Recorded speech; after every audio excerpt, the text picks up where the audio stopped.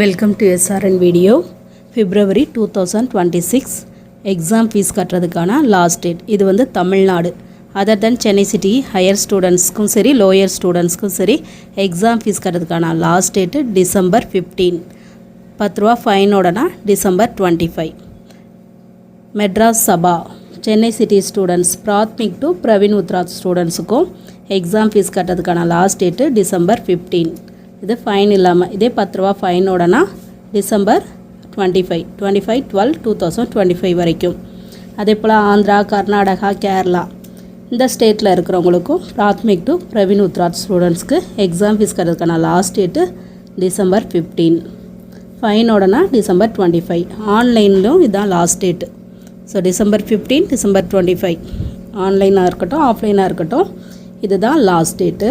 பரீட்சை எக்ஸாம் வந்து January 4, 2026 நடக்குது. 4/1/2026 சண்டே நடக்குது. அதுக்கான ஹால் டிக்கெட் வந்து December 15க்கு மேலே ஒவ்வொருத்தவங்களுக்காக போஸ்ட்டில் அனுப்பி வைப்பாங்க. பிரச்சார் சபா வெப்சைட்டில் December 20 இல்லைனா 25க்கு மேலே அப்டேட் பண்ணுவாங்க.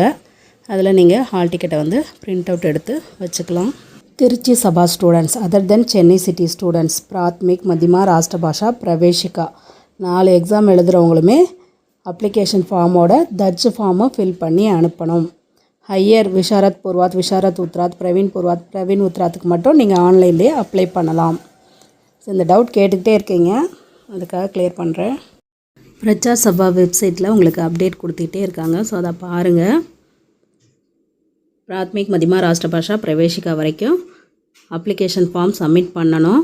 இப்போ ஃபெயிலான ஸ்டூடெண்ட்ஸ் வேணால் அந்த ஃபெயிலான மார்க் ஷீட்டை காட்டிட்டு நீங்கள் பிரச்சார் சபாவில் அப்ளிகேஷன் ஃபார்ம் வாங்கிக்கலாம். புக்கு பின்னாடி மிஸ் ஆயிடுச்சுன்னா புது புக் தான் கண்டிப்பாக வாங்கணும்.